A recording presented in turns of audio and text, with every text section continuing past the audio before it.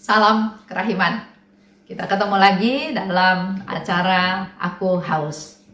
Hari ini sesi yang ke-6 ya. Kita lanjutkan dari yang ke-5 tentang apa sih yang diminta oleh Yesus kepada Suster Faustina. Kita mulai ya. Dalam nama Bapa dan Putra dan Roh Kudus. Amin. Yang ke-6, apa yang diminta oleh Yesus kepada Suster Faustina? Dia katakan, siaplah untuk menderita dan selalu berdoa. Putriku, aku ingin mengajar engkau tentang bagaimana engkau harus menyelamatkan jiwa-jiwa melalui pengorbanan dan doa. Yesus mengajar Suster Faustina, tapi dalam hal ini Yesus juga mau katakan bahwa kita bisa menyelamatkan jiwa-jiwa melalui pengorbanan dan doa. Lewat doa dan penderitaan, engkau akan menyelamatkan lebih banyak jiwa daripada yang akan diselamatkan oleh seorang misionaris melulu lewat pengajaran dan khotbah-khotbahnya. Melalui pengorbanan kita, melalui doa kita, Yesus katakan jiwa-jiwa yang diselamatkan itu lebih banyak daripada misionaris yang berkhotbah.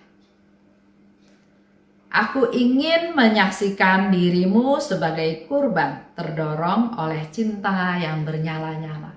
Jadi kalau dalam kehidupan kita sehari-hari ya, kita mengalami suatu penderitaan. Contoh misalnya punya anak yang nakal, yang susah diatur. Itu kan membuat hidup juga jadi nggak tenang, nggak nyaman ya. Ada seorang ibu bercerita ya, dia punya anak 2. Anaknya yang satu narkoba. Dia merasa hidupnya nggak tenang, nggak nyaman karena setiap saat anak itu merongrong. Minta uang, kalau nggak dikasih uang marah-marah. Dan ada ketakutan, kekhawatiran lain karena pergaulan daripada anak-anak tersebut dengan orang-orang yang pasti sama ya, sejenis. Narkoba, kehidupan malam, terus nanti judi dan yang lain-lain. Dan itu menyebabkan si ibu merasa sangat hidup dalam ketakutan, dalam kekhawatiran. Nah, dalam hal ini, kan kita nggak bisa bilang, Tuhan saya nggak maulah anak ini. Tuhan kok kasih anak seperti ini, saya nggak maulah anak kayak gini. Saya mau anak yang baik, yang sesuai dengan apa yang orang tua minta. Tapi melalui peristiwa ini, kalau si ibu ini membuka hati, dia belajar menerima fakta bahwa memang anaknya mengalami masalah. Dan dia sebagai ibu minta kekuatan dari Tuhan, minta solusi, berharap pada Tuhan, mengandalkan Tuhan untuk bisa menyelamatkan anaknya ini supaya terbebas dari pengaruh narkoba tersebut. Jadi pasti nggak ada yang mau mengalami hal-hal seperti itu. Tapi karena itu terjadi, maka langkah pertama yang harus dilakukan adalah mencoba belajar menerima fakta bahwa ya sekarang ada masalah dalam rumah tangga saya, ada masalah dengan anak saya.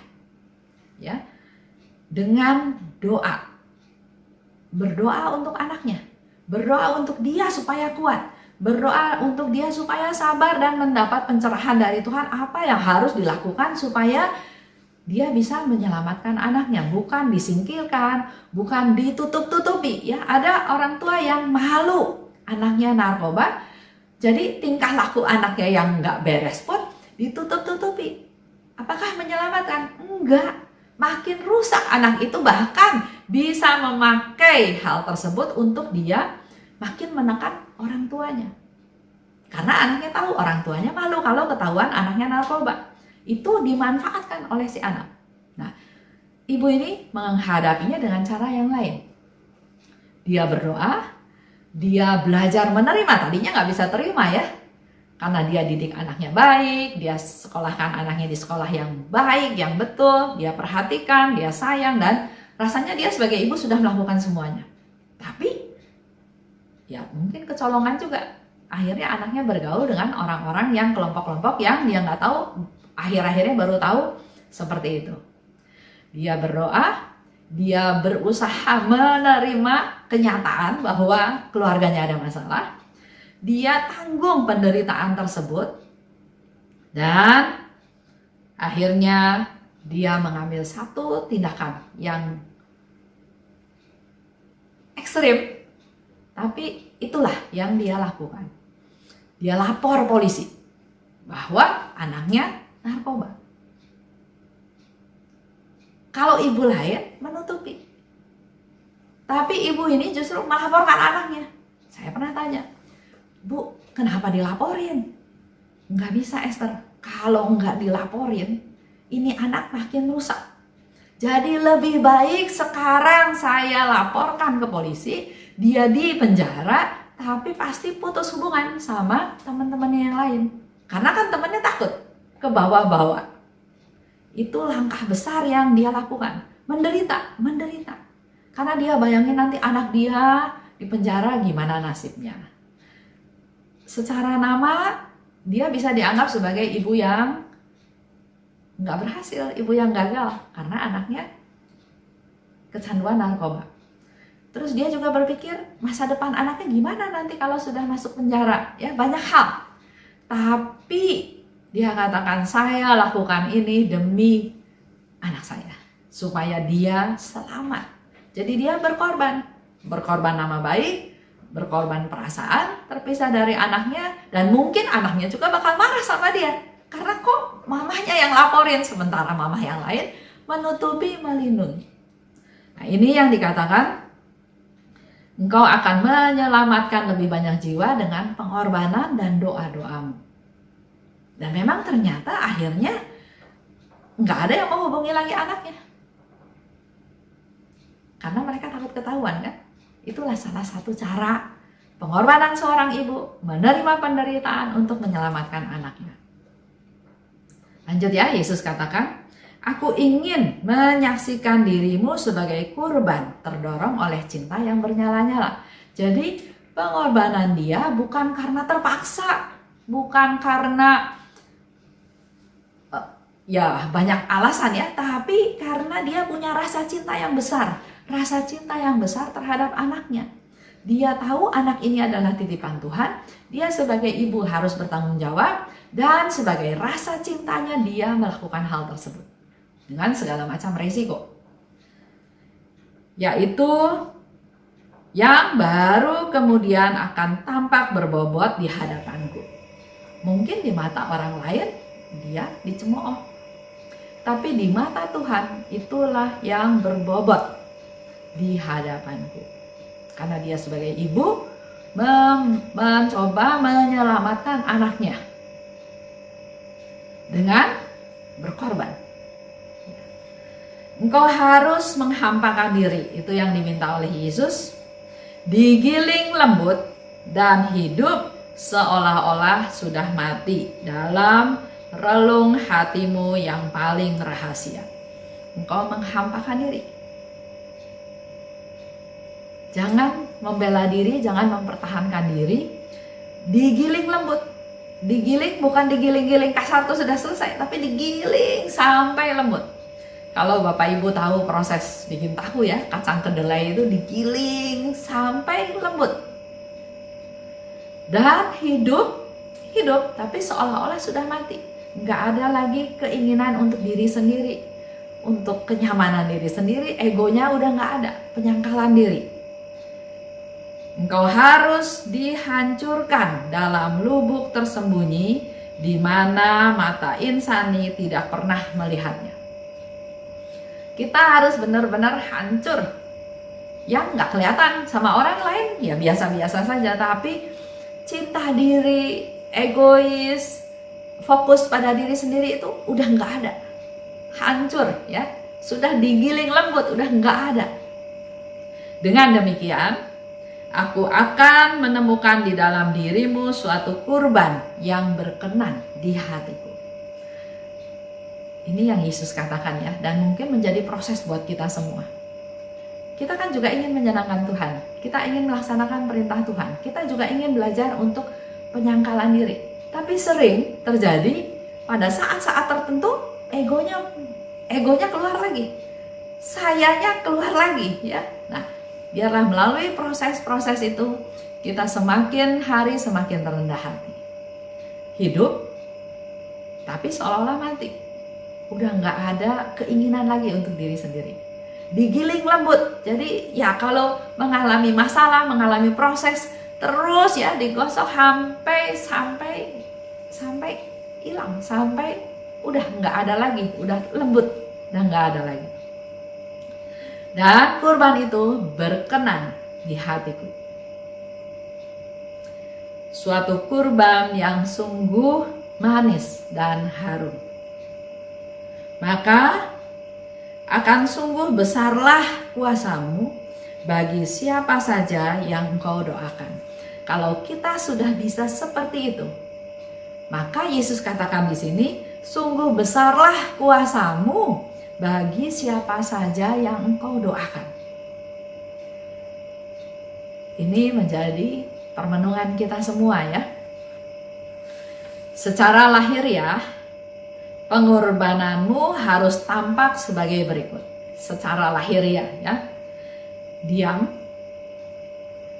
tersembunyi, diresapi oleh cinta, dipenuhi oleh doa. Itu yang orang bisa lihat. Diam, jangan banyak maunya, jangan banyak ngatur, tapi diam, jangan bercerita bahwa saya menderita, saya susah. Diam.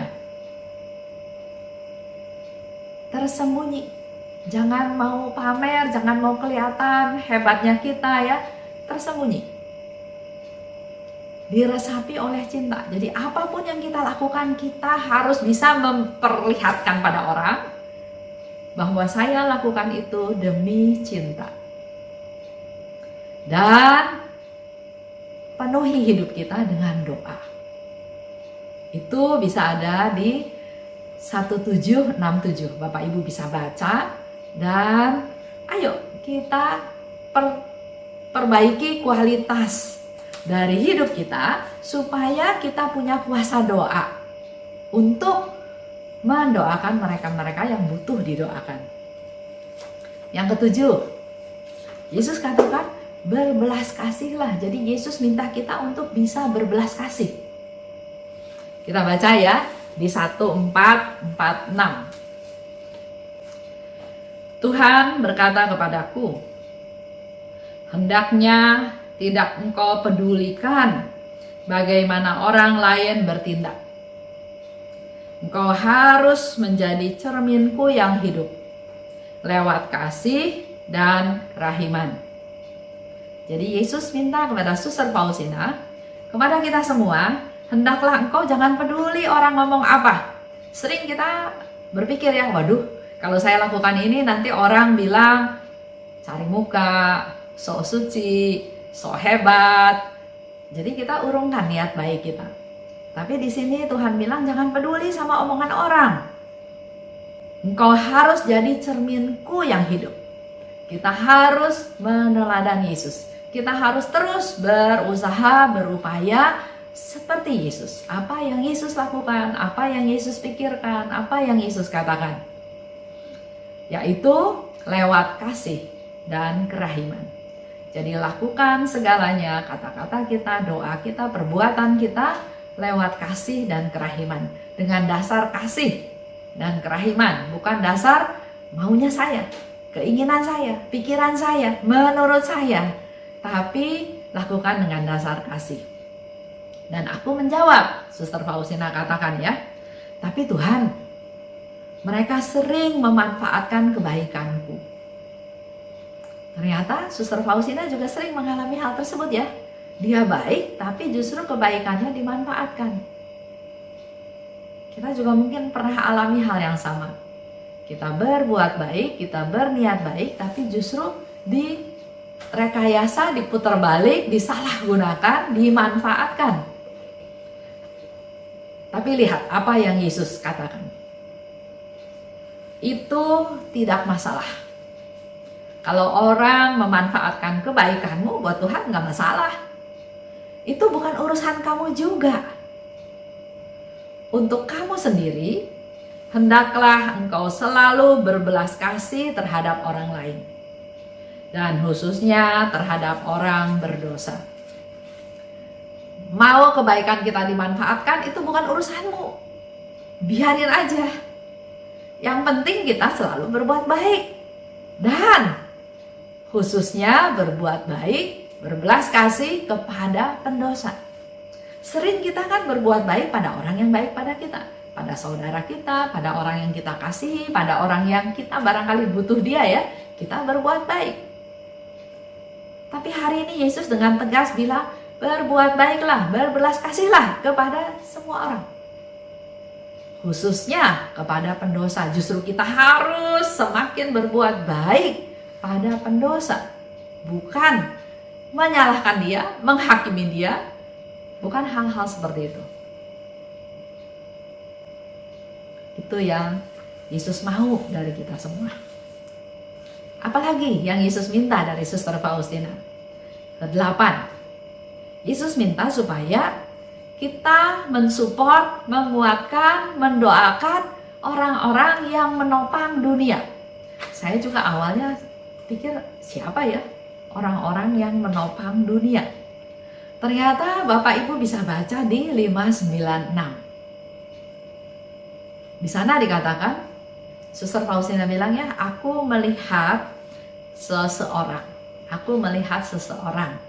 Nah, di catatan kaki di situ diceritakan yang dimaksud oleh Suster Faustina itu kemungkinan besar adalah Pastor Sopocko. Karena Tuhan sedang mempersiapkan mahkota bersusun 3 yang tersedia buat dia. Jadi di situ Suster Faustina melihat seseorang ini, Pastor Sopocko ini sedang menderita, sangat-sangat menderita. Sehingga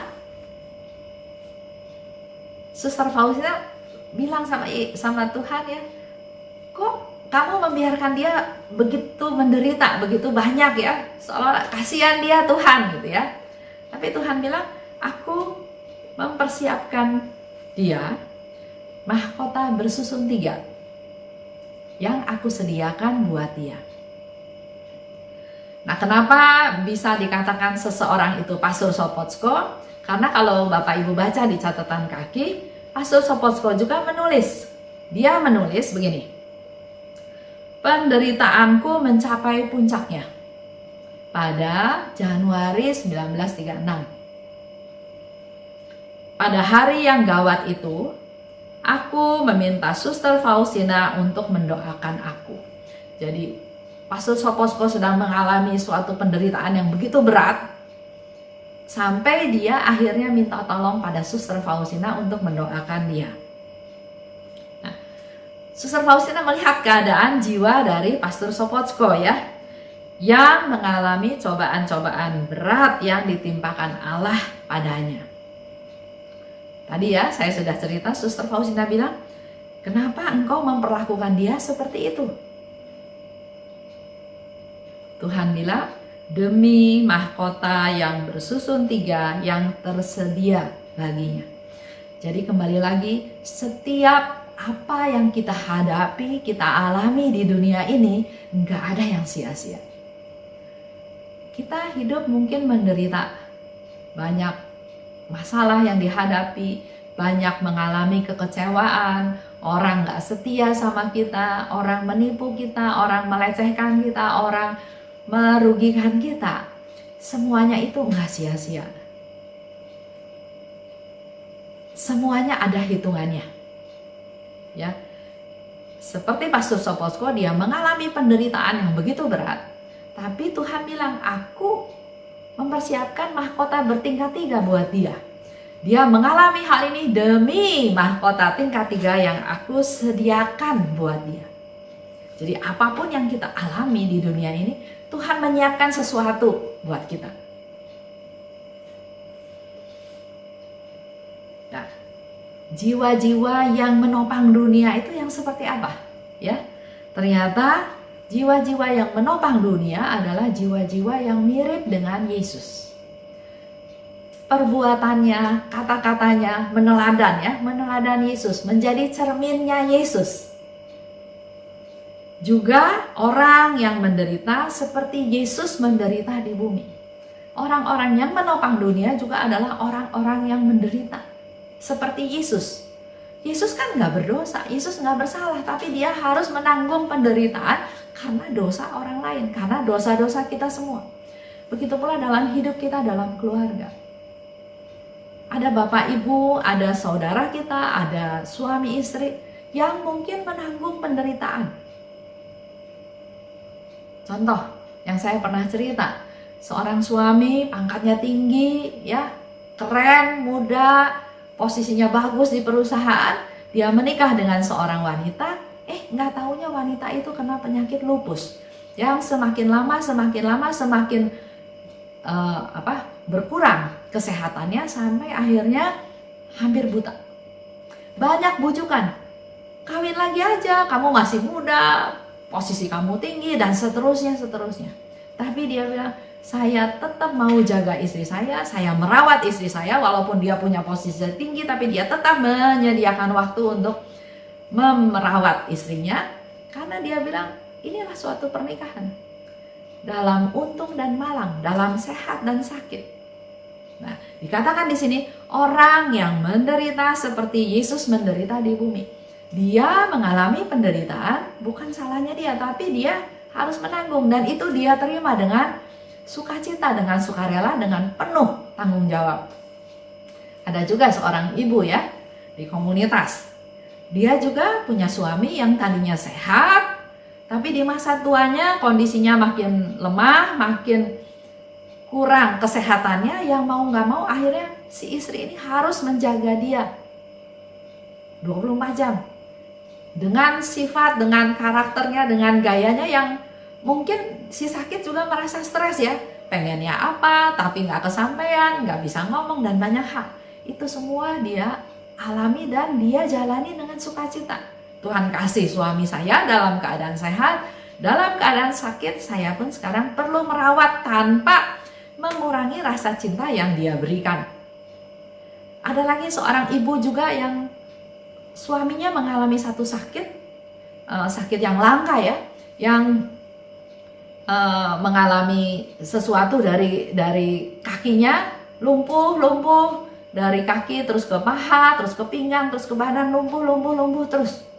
Itu pun dia rawat dari sehat, dia dampingi, dia limpahkan kasihnya kepadanya sampai akhirnya suaminya meninggal.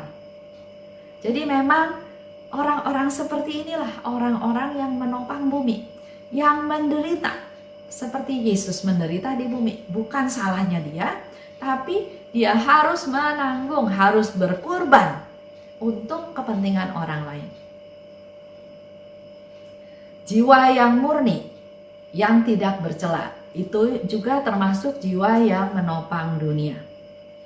Jiwa-jiwa ini adalah korban yang menopang dunia dan yang menggenapi apa yang kurang dalam sengsara Yesus.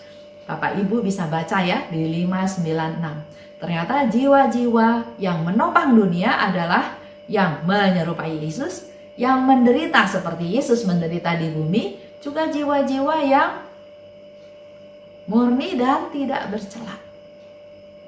Kalau kita hidupnya murni, kalau kita hidupnya tidak bercela, kalau kita bisa menerima penderitaan tersebut, kita termasuk salah satu jiwa-jiwa yang menopang dunia.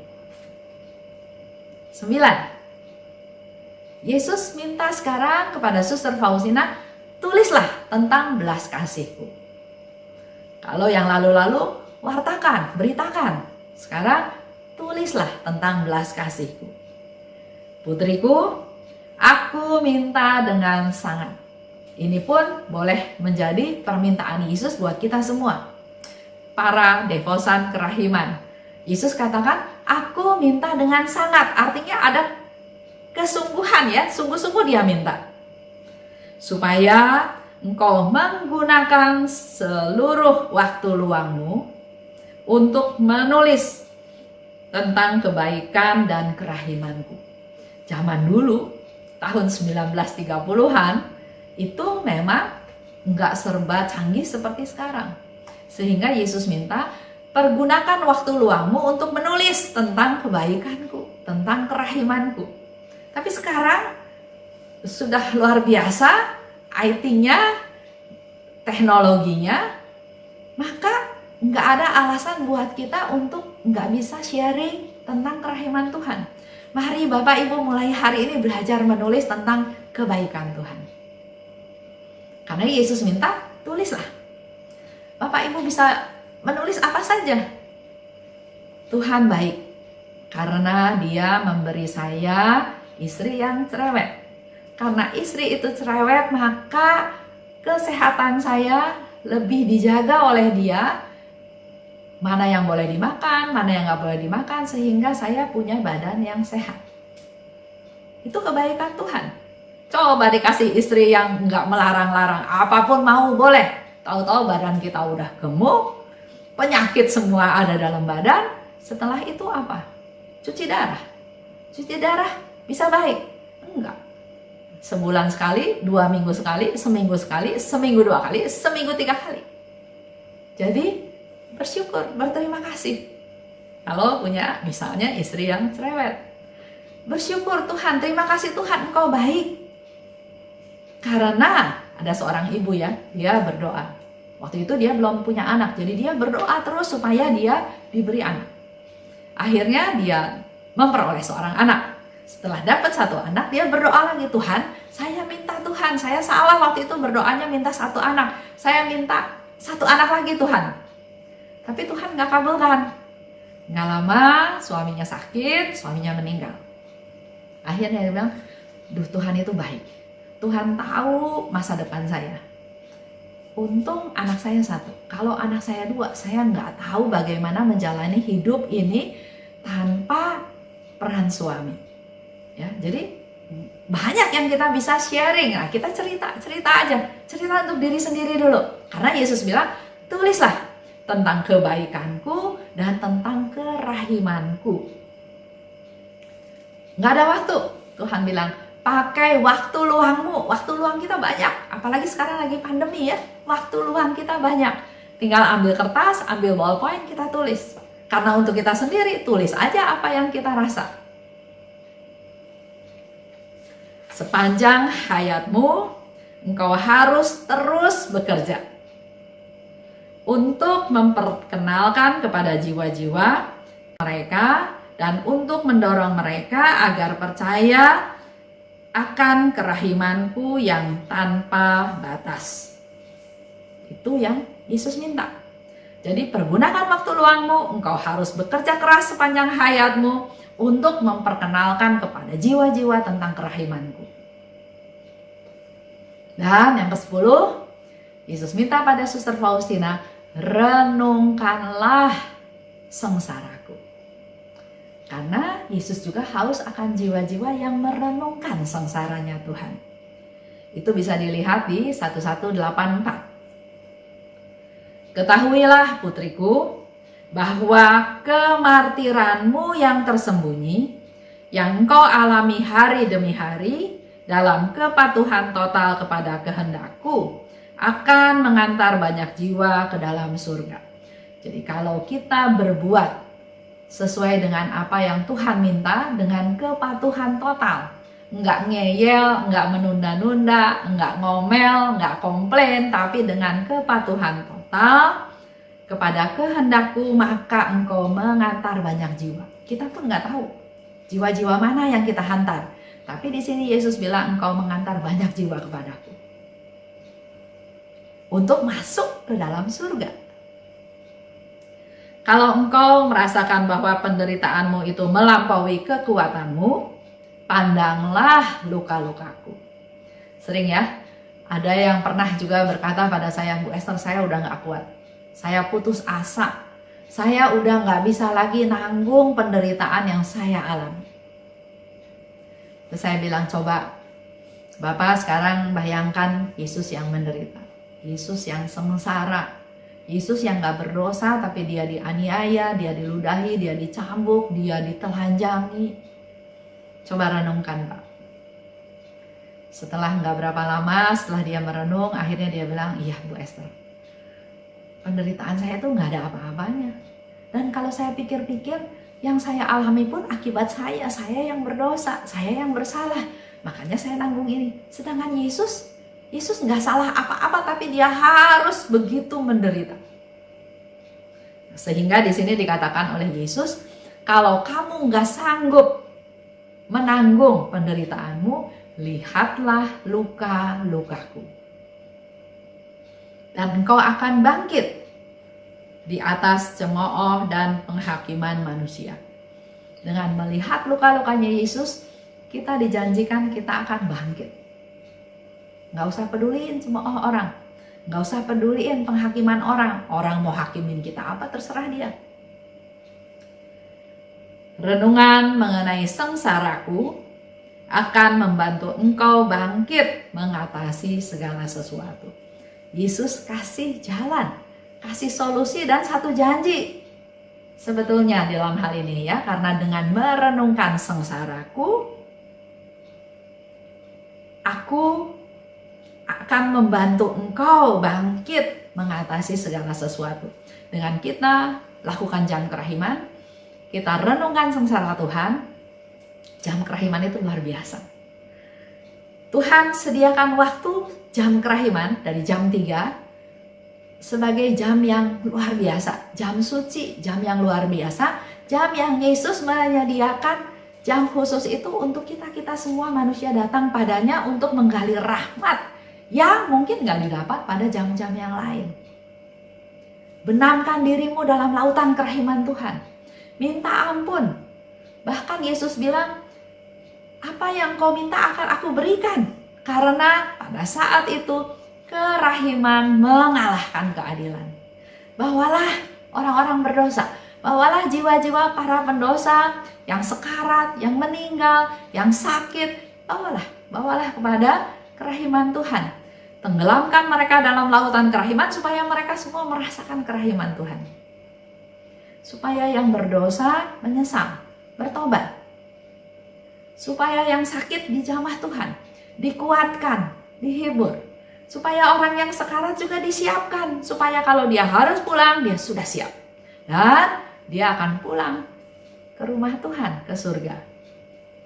Jadi sekali lagi, silahkan Bapak Ibu baca ya. Di 1184, Yesus katakan, renungan mengenai sengsaraku akan membantu engkau bangkit mengatasi segala sesuatu.